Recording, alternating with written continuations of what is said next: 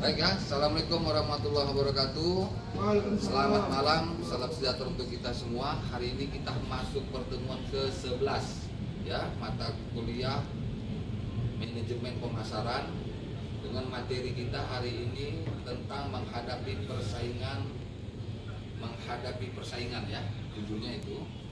Nah, mata kuliah ini atau materi ini pertemuan 11 dilaksanakan secara non kelas ya, secara tatap muka kita laksanakan di dekat sekitar seputaran kampus kita di Banjarnegara di kampus Broto ya. Nah, mata kuliah kita ini bicara tentang persaingan pasar. Ya, ini untuk merencanakan mengimplementasikan secara efektif ya strategi positioning merek yang terbaik. Jadi perusahaan itu harus memberikan banyak perhatian kepada pesaing mereka. Nah, kemudian kalau kita lihat ada 5 kekuatannya secara kompetitif menurut Nikkei Porter. Mungkin bisa kelompok 11 membahas ini, ada di bahas ini yang Bapak sampaikan, ada juga ya. Nah, pendatang baru potensial. Nah, ini bisa secara ancaman dan mobilitasnya seperti apa. Kemudian ada pemasok, ada produk pengganti, ada pembeli, serta ada pesaing industri. Kalau ini PPT hanya sekedar, termasuk yang dibuat kelompok 11. Nanti akan disampaikan sedikit materinya oleh Elisa ya. Nah, apa itu pesaing? Perusahaan yang dapat memenuhi kebutuhan pelanggan yang sama. Ya, kemudian persaingan dapat dilihat dari sudut pandang, ada industri, ada pasar. Ada industri nggak ada pasar, mau kemana dibuat? Ada pasar tapi industrinya tidak. Nah, kemudian persaingan pasar ini ada disebut dengan pesaing aktual dan pesaing potensial.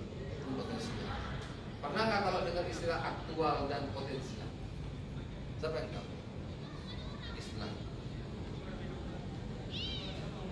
Dalam hukum ada juga bukti aktual, bukti fisik. Atau kalau karena pemilu itu kadang-kadang sering bahasanya ini kira-kira audiensnya atau pemilunya secara aktual apa tidak, bukti-buktinya apa ya. Jadi harus tahu membedakan tentang persaingan pasar secara pesaing aktual serta pesaing potensi.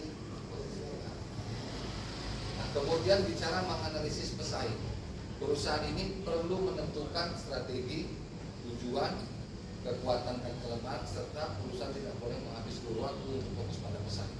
Kenapa? Orang terkunci ya. Kalau kita berpikir pesaing kita itu kita pikirkan terus dari bisa kita buat. Nah, itulah bahasa. Jadi kalau kita buat bisnis, buat usaha itu memasarkan produk itu harus kita laksanakan. Maka saya punya istilah kalau sering melakukan seminar ya, jadi pembicara. Ada yang disebut bodol. Bodol itu berani optimis duitnya orang lain. Duitnya orang lain kita kelola. Ya, berani optimis tenaga orang lain itu dengan bodol. Jadi apa arti istilah itu? Dilaksanakan. Gak usah dipikir-pikir. Kita lakukan strategi, tujuannya apa, kekuatan kelemahan apa. Biasanya kalau kita melaksanakan seperti ini, tentunya ada yang disebut analisis SWOT, strength, weakness, opportunity, threat. Ketentuan, kelemahan, peluang dan ancaman.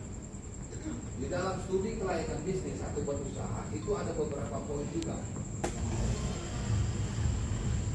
Makanya kalau dalam buat bisnis itu disebut dengan SKB, studi kelayakan bisnis. Apa yang dianalisis? Analisis keuangan, analisis SDM, analisis sumber daya alam, analisis pemasaran, analisis yang lain.